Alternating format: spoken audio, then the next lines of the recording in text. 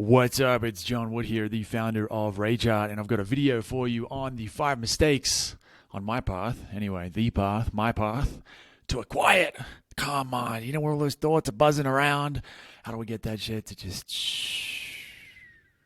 I'm not saying that my mind is totally deathly quiet all the time, but compared to years ago, 5 years ago, I spent all day, probably all night too, in my mind, thinking, analyzing, coming up with different stories and ideas. And I thought if I could just think about it enough, I'd figure out the problem. I'd get to the answer, and my mind would quiet down. And that didn't work. I tried that for a long time, like most people, and it didn't fucking work. So, fast forward to today, and now, while my mind isn't always quiet, I still get the thoughts. I'm still a human being. I still do have negative thoughts. My ability to just drop out of that in an instant is right there. Like, it's so simple and so straightforward for me to just bang, and I'm just out of it. Falling asleep at night is really easy. If I go sit in the garden, I can just chill and not really think much. And it's so relaxing, and it feels so good. It just feels great. And I think this is so much of what people are looking for in life, is less of the bullshit up here and just more of like a, pretty relaxed, calm, to be able to do that without alcohol, without porn, without sugar, without food, without cigarettes, without all the different coping mechanisms that humans have. Learning to do it without that. So anyway, here's a video on the 5 mistakes on the path, my path. We could say my path. On my path to a quiet mind.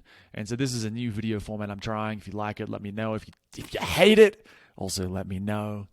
I love feedback. I love finding out what's sort of resonating, what makes sense to people, what's sort of, I don't really want to watch this. So let's check it out. So, RageArt. Like I said, I'm the founder of RageArt. You hear more about that a bit later. 5 things. The first one is meditating too much. I think from when I was 18, I was drinking a lot, I was partying, I was getting into fights. It was really not a good place to be, getting into trouble. And I knew if it continued, I was going to get hurt, seriously hurt. I would get so drunk that I would start fights, but I was so drunk that I couldn't even finish. I couldn't defend myself. I couldn't do anything. I would just get beat up. So at some point, I'm like, man, I can't keep doing this. I can't live my life like this. I'm not going to be 30 years old, missing teeth, and just like a wreck. So it was around, I think, 18, 19. I'm like, I'm going to meditate. So I went to the library, bought a book on Zen, or borrowed a book on Zen meditation. I started going through that. And over the next, probably until 2020, which is when I was about 30, 28, 29, I was meditating pretty much every day, 20 minutes a day for the most of the 10 years, up until, say, I think 2020 is when it stopped. So 20 minutes a day, every day, sometimes at night as well. I did a variety of meditations, from tracking, just watching my breath, counting my breath. So, every in and out, I'd count 1, and then 2, and then 3, or I'd count my in-breaths and count my out-breaths. The thing that worked the best was being aware of being aware. That's sort of I don't know if I'd say it's advanced, but it's certainly a meditation practice that most people haven't usually done. But that worked really well for me. Feeling the sensation around my nostrils, that's more of like a mindfulness practice. There was another book I read called The Presence Process, which is not, he doesn't call it meditation, but again, it's sitting there, eyes closed, just basically breathing without stopping. There was Joe Dispenza. That dude, he's got these fancy like musical meditations, which I did, which were kind of fun, I don't know, I think it's about activating your pineal gland and all this weird shit. That was pretty cool. But again, it didn't really solve the problem. And it wasn't just my mind, but I think it was around late 2019, 2020. I've written about this somewhere else. I got into some pretty serious trouble with some coaches that I'd hired who turned out to be incredibly manipulative and abusive. We did a magic mushroom ceremony, and they basically told me while I was on the mushrooms that I had killed 20 million people in my past life. 2 million deserved it, so, that's okay. There's no karmic implication for that. But 18 million people, you killed 18 million people, John. And this was when I was on mushrooms. And I remember at the time I didn't believe it, but it created doubt. It made me want to keep working with them because I'm like, well, they're the only people that understand what actually happened on my past life on some other planet, wasn't even on Earth. Without the mushrooms, maybe I would have been a bit more, a bit more like, hey, that's bullshit. But it created a lot of doubt. And despite all the meditation that I've done, everything else I'm going to mention today, didn't help. It didn't stop that from happening. It didn't protect me because I was really fundamentally, I'll talk about this a bit later as well, I was disconnected from what was happening in my body. And so they were able to gaslight me and guilt trip me and manipulate me into thinking that they might be right and that therefore I had to keep paying them money. It's like standard cult guru bullshit where it's like, hey, let's make you think that something's wrong with you. And then when you feel bad about yourself, we're going to give you a new personality, a new structure, a new set of beliefs inside you, and we're going to control you. It's not explicit like that, but that's basically it. Get rid of your current personality, put a new one in there, and then you become a cult member and you give them energy, money, time, all that stuff. So meditation didn't stop that from happening. It didn't protect me. It didn't help me get out of it. And this is why I say that when it comes to 5 mistakes on a path to a quiet mind, meditating didn't help. It helped to some degree. I think I could sit down, I could quiet my mind, but then when it came time to get up and go do life, work, and pay bills and go to the gym, I wasn't really there. Something was still missing. I didn't have a quiet mind. So yeah, something was missing. I didn't have a quiet mind, or the quiet mind that I wanted, and I didn't really have a way to, I was quite vulnerable to people like those coaches, and it was not good. So meditating too much. Another way that meditation was a mistake, I think, and a lot of people don't realize this with meditation. I know a lot of people who meditate, and they are never the people that I would say are the most grounded, most calm, most embodied, most connected to themselves. Often, the people I know who meditate a lot, who are really into meditation, they're a little bit spacey.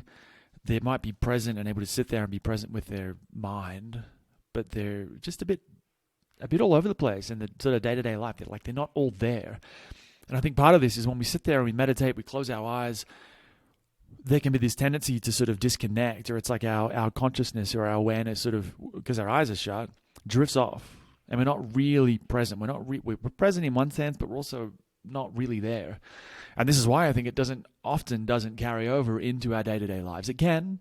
Maybe if you have a great teacher, it can do that. But in my experience, that's the exception, not the rule. And so what can happen? We meditate, and we also do, when we meditate, we become very present. Energy, right? Stress, emotion, things can start to come up, but it has nowhere to go. We're sitting perfectly still, our eyes are shut. And so stress and emotions, things from the past are coming up in our body, are coming up in our system, but they can't go anywhere. And so it's like we're running electricity through a house. Too much electricity, though, will cause the house to blow a fuse, right? And in the world of nervous system healing, regulation, science, what that's going to do, too much energy, you blow a fuse. What that means in the nervous system is you go into freeze, shutdown, disassociation, which can actually feel very peaceful. But it doesn't mean you're actually truly at peace. It might just mean that you figured out how to activate the freeze response in a relaxed way so it feels peaceful, but it's not really. It's really a case of there's so much stress and energy running through the system, and the system can't take it because you're sitting perfectly still. And so the system's like, well, we're going to stop this body from burning itself out, so we're going to hit the freeze response, and then you feel like, oh, I'm so peaceful, I'm so in bliss, I'm so calm, I'm such a great meditator, rah, rah, rah. And I think I did that, probably because I learned to do that as a kid. There's probably some genetic or configuration, the way we're wired. Some of us go to the fight response, some of us go to the flight response, and some of us go to the freeze response. So anyway, that's a bit of a riff on meditating too much is a problem.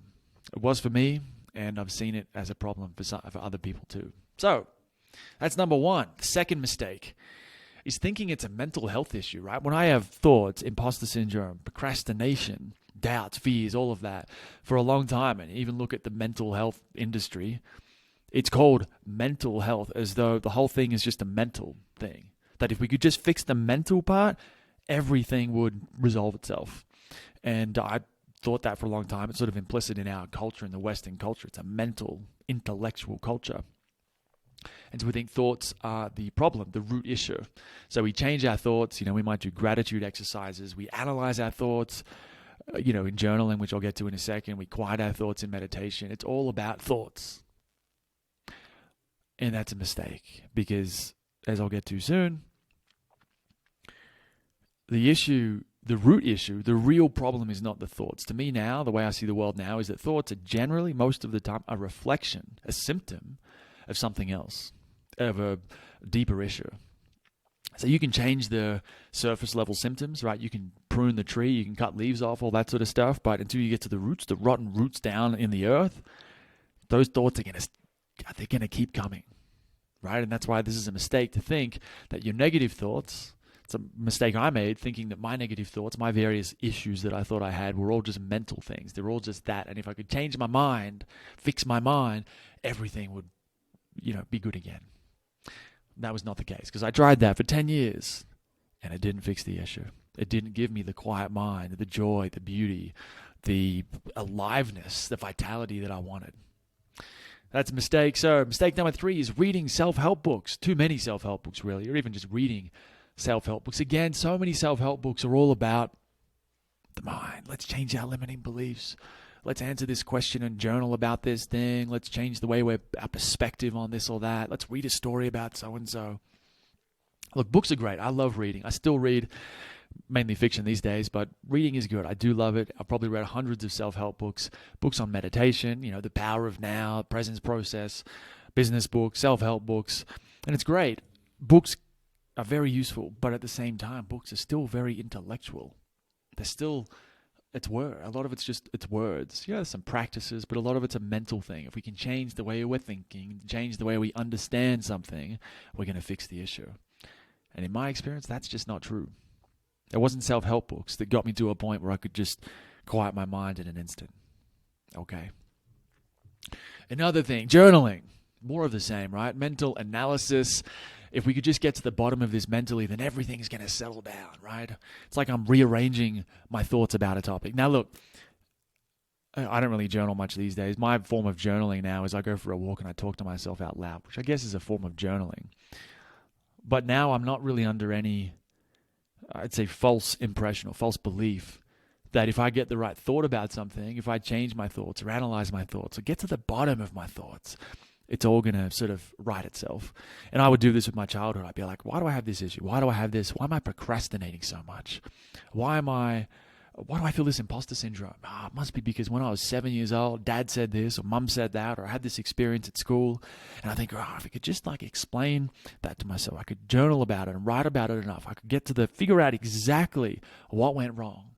And then I could fix it and everything would be fine. The issue would no longer be an issue. And again, it's still stuck to a large degree in the mind. I'm still approaching it like whatever the problem is, procrastination, I can't sleep, imposter syndrome, doubts and fears and feeling like limiting beliefs or blocks with money, whatever it happens to be. And then the assumption being, if I think about this enough, I'll figure it out and then it will no longer be an issue. And in my experience, like I said, with everything else I've mentioned, it's just not true. Right? It can help to sort of get our thoughts, figured out a little bit. Like there is a mental component. This is why CBT and talk therapy exists. There is wisdom there. But it's not enough. Right? It still feels like to me now, when I'm stressed, when I feel these different things, fears and doubts, and I still have all those things, I'm a human being, I know now that the solution is not to think about it. I can think about it a bit, but that's not really getting to the root of it, okay? So journaling, that's another mistake. I'm not saying, look, here's the thing. I'm not saying you should never meditate, that you should never think about mental health, that you should never read books or never journal. I'm just saying that these things it's a bit like rearranging the deck chairs on the Titanic, if you've heard that metaphor before. The boat is still sinking, right? Your entire body-mind system, what you are, what I am, is still sinking. I can change my thoughts. I can feel grateful. Oh, wow, I'm on this lovely boat, and look at that sunset. That iceberg looks, it's pristine. It's perfect. It's so nice. And yet the ship is still sinking. right? So I can be grateful about it. Or another example I like to use is the toilet. Imagine you go to your toilet one day and you take a big dump, and the toilet gets blocked. What do you do then? Right? You can sit there, you can sit there in the bathroom and meditate with the smell. Ugh. You can journal about it. You can think about it. You can be like, well, at least I have a toilet. I'm going to be grateful for the toilet. It might be blocked, but at least I can be grateful for the toilet. Instead of being like, this is the worst problem in the world, you can do some, rearranging thoughts. Be like, well, it's not really that bad. There's a lot of worse situations here. It's an opportunity to learn how to fix a toilet. That's true. But it still doesn't fix the toilet, right? The toilet's blocked. You want to fix the toilet, you have to get a plunger. You might have to call a plumber. You have to actually get the pipe, find the blockage, and clear the blockage out. It's got nothing to do with fixing the toilet. It has nothing to do with meditating, right? Or journaling about it, or thinking about it, or analyzing it. It's all about what the hell is blocking the toilet, and what do we need to do, right, to clear that pipe. That's an example. So a lot of the mental stuff we all do to try and fix our problems, to me, is like standing around the toilet that's blocked and just thinking about it. It's really obvious when it comes to a toilet, or when it comes to, say, you're on the Titanic and the Titanic is sinking, and you sit there, well, at least I got to go on this beautiful boat ride, that's just wonderful. Yeah, at least I got to go on this nice boat ride. Boat's still sinking though, right? What you need to do is get into a life raft, or fix the boat, fix the hole in the boat. This is the problem. This is really the root of what I'm sort of going on about. The 5 mistakes here on my path, on the path to a quiet mind, is like, are we focusing on the right things or the wrong things? And this is really the root of the issue, is that the mistake is that we're not getting to the root issue. We're standing around the toilet, like I said, thinking about it, instead of getting a plunger and sticking it in the toilet and actually trying to clear the pipes. The thoughts can help, that's maybe a small amount of the problem. It certainly is a nicer place to live, to think, well, at least I have a toilet. Even if it's blocked, at least I have a toilet. Even though the boat is sinking, the Titanic is sinking, at least I got to go on this boat ride. Sure, that's a nice way to, that can help, can make things a little bit smoother, bring in a little bit of grace, but it's not going to fix the problem. So the question is, do you want to feel better about the situation you're in, the busy mind, the negative thoughts, or do you want to actually get to the root issue? Right? So what we often think, like I've been saying through this whole video, is that we think the root is the mind, that thinking is the problem. And we don't realize that the root is somewhere else. And that's the question. What even is the root cause? And of course, the answer is right here. Nervous system dysregulation, which, depending on if you haven't been in the nervous system world, that might be even a new word. You don't even really know what that is. Essentially, how I describe it to people is nervous system dysregulation. We think about the nervous system, the autonomic nervous system that controls all the automatic bodily functions. I'm sure a bunch of other stuff too, but the basic idea is that our nervous system responds to threats, right? Tigers, bears, screaming people, parents who aren't able to be present with us and emotionally supportive, all kinds of different things can constitute a threat to the nervous system. That's really, the brain is part of the nervous system, but it also includes the entire body, everything, right? And so what happens, we have a threat, we get scared, we want to run away. That's the flight response. We want to attack and destroy it. That's when we get angry and rah. And if we can't do that, if we can't run away, right, we might turn around and fight. If we can't fight because the other, it's a tiger and it's way too big, we'll freeze. We go into shock, we pause. You see this in the wild. A cheetah chases a gazelle. The gazelle will run at first.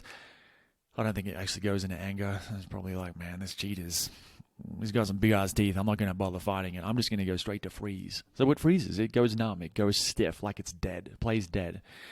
And then when the cheetah gets distracted by the hyena, the gazelle runs away. So it goes back into the flight response. Now that's a proper, nervous system response. We go into these responses, we come out of them. But what happens for most people in our Western society, we have often parents, even in good families, the parents are often, they're not perfect. And they're not able to be with us in the way that we need to be. We want them to be, need them to be.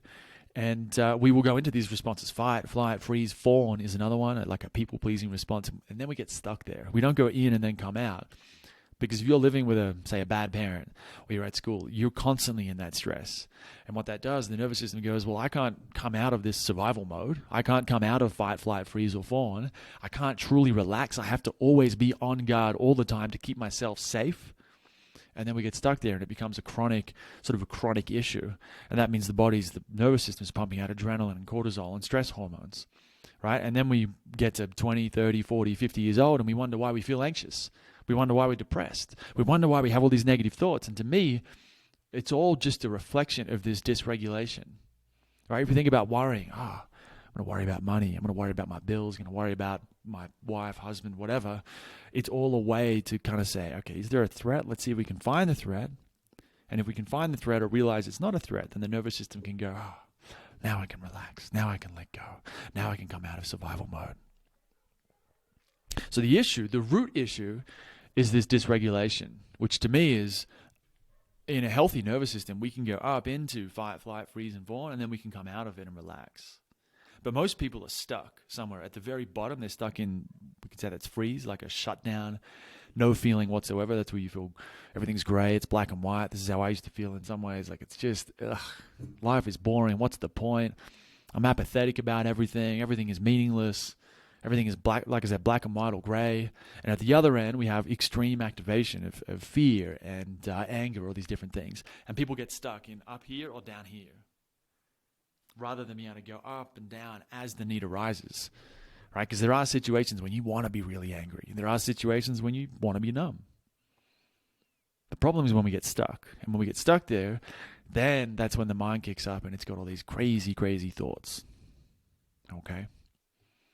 So you want to calm your mind down, you have to deal with this. You have to deal with nervous system dysregulation. You can change your thoughts. You can be grateful that you are able to think, that you have a nice house, that you whatever, all the things you're grateful for. You can analyze it to death. But at the end of the day, if you really want to get to the point where you have a quiet mind on demand, anytime you like, maybe not all the time, like I said, we are human beings. But if you want that quiet mind, you have to get to the point of dealing with nervous system dysregulation. And what that means is we've got to clean the pipes of the nervous system, because what's happening is like the toilet getting blocked, the nervous system ends up blocked with all the stuff from the past, all the fear, all the doubt, all the shame, all the anger, all the times we felt something but didn't express it, but didn't feel it, right? If you got really angry as a kid and you were sent to your room, you started to feel like, hey, it's not safe for me to express myself. It's not safe for me to jump around and be joyful and be a crazy kid. I can't run away from my parents because they're my source of food and shelter. Right? So we get these emotions, this stress that gets stuck in our nervous system. And that might sound like a crazy new age hippie idea, I don't know, but if you want any evidence of this, just look at your triggers. How is it that someone can say something, or a specific situation, or someone can say something and it just pushes a button in you and you get pissed off and you snap at them, you want to leave the situation, you get really anxious, you go and eat a whole bunch of sugar that you know is bad for you, you drink alcohol, whatever it is, right? We have these things. I used to smoke cigarettes, watch a lot of porn, took drugs, alcohol. I used to pick the skin on my fingers. That's another thing people do. Like I'd be picking, often till it bleeds. We have these different things we do to try and avoid feeling what we're feeling. And those triggers that most of us have, that's what I'm talking about. Those triggers wouldn't exist if there wasn't stored stuff inside the nervous system, inside the body. So the key is getting rid of this. Going from dysregulation to regulation. Instead of being stuck somewhere in this, arousal curve from all the way from totally shut down all up to extreme activation, instead of getting stuck at any one point in this, it's like a sound wave really. It's not a sound wave, but kind of, like a waveform. Instead of getting stuck somewhere, what you want to do is learn to get your system to go up and down as the need arises. Okay? And that's where Rage Heart comes in. Rage Heart. Rage. Like Braveheart, but Rage Heart. So Rage Heart is 2020. A friend of mine told me about that she'd gotten into basically this, working with nervous system dysregulation. She told me about a session that she had with someone, and something just sparked. I'm like, I don't know what it was. There was something in me that's like that. I need that. So I got into it. I looked up some stuff on Google, found a couple of courses, and it changed my life. It blew everything else out of the water. The journaling, meditation, gratitude lists, all the things I've mentioned, it blew everything out of the water. It was incredible. And 4.5 years later, I'm still doing it every day. It's very simple. It's not necessarily quick. That you can get results fairly quickly, but it is a process. But it changed everything for me. It really did. It's what got me out of that situation with those horrible coaches that I worked with. I finally realized how messed up what had happened with them was. And it was because I learned to get into my body, get out of my mind, get into my body, and start to feel. And that's one of the keys here, is learning to feel this stuff from the past starts to set it free. So that's the key. That's what Rage Art is. That's why I'm making this video. That's why I believe in this shit so much, is because it's helped me. It's changed my life. It's I've given it to other people and it's changed their lives too. It's just magic. And so Rage Art is a business, a website I created where I teach people how to do this for themselves. So what I would say is, if meditation is not working for you, if journaling is not working for you, if gratitude lists and astrology and crystals and whatever else, breath work and ice bars and even psychedelics, if these things are not working for you, if you want to be happier and healthier and you want to have a quiet mind on demand, you want to sleep better, you want to eat better, you want to feel better in general, you want to feel more alive without feeling anxious, and these different tools are not working for you, you've tried them and they're not working for you, then I invite you to come and check out Rage Art, because Rage Art is where I teach people, like I said, how to do this. And like I said, it changed my life. It's changed other people's lives. I've got some great testimonials and stories from people who've been through it, and it might be, maybe, it might not be. I'm not going to say it's guaranteed if it's going to fix everything, because it might not, but it changed my life, and I'd say there's a very good chance, if the other stuff hasn't worked for you, that Rage Art can change your life too. Can give you the quiet mind and all the various things that come with it. So if you want to learn more about Rage Art, go to rageart.co. Not .com. We haven't got that one yet. Rage Art, like Braveheart, but rageart.co.co, right? So we go to Rage Art. You go to Rage Art and you check that out. And oh, look, it's an article on why meditation, gratitude lists, and astrology don't work for everyone, which is similar to what we've been talking about here. Nice little testimonial here. Silenced Logan's mind like never before. Read the article. There's another page. And just see if this resonates. See if it makes sense to you. See if you want to go a little bit deeper down this rabbit hole, because I feel like this shit really changed my life. I'm so passionate about it, and I'm really on a mission to give this to people, because it really did blow everything else out of the water. Doesn't mean you can't meditate after that. If anything, when I meditate now, which is very rarely, it's made it better, not worse. It makes all those other things work better. You can still do all those things. They're all great tools, whatever.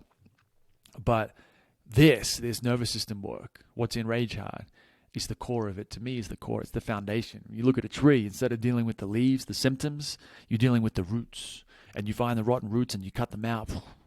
You get the toilet of our nervous system, and clean the shit out. Get that plunger. Because that's the sound a plunger makes. Sounds more like a dog. But plunger that shit. We're going to put a plunger inside your nervous system and start to flush out all the stuff from the past that's keeping your mind busy. Okay? So that's Rage Art. My name is John Wood. I'm the founder of Rage Art. If you have questions, post them in the comments below. Subscribe to the channel if you enjoyed this. And you can email me on rageart.co. But yeah, read the article, and maybe I will see you on the inside. Bye for now.